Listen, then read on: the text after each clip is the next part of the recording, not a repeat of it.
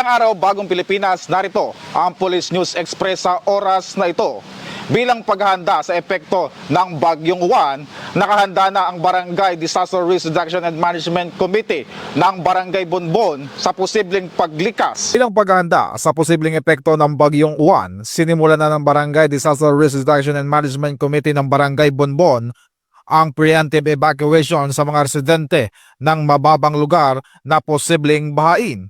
Pinangunahan ang operasyon ng mga opisyal na barangay katuwang ang Municipal Disaster Risk Reduction and Management Office, Philippine National Police, Philippine Coast Guard at Bureau of Fire Protection upang masiguro ang maayos, mabilis at ligtas na paglikas ng mga mamamayan.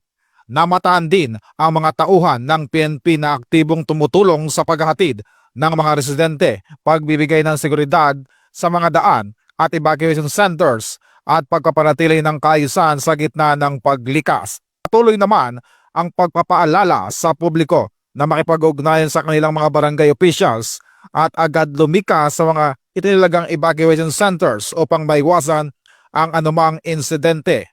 Ang hakbang na ito ay patunay na malasakit at kahandaan ng PNP sa pagtugon sa anumang sakuna, katuwang ang iba't ibang ahensya ng pamahalaan para sa kaligtasan at kapakanan ng bawat mamamayan. Ako po si Patrolman Adrian Deo, nagbabalita para sa Police News Express.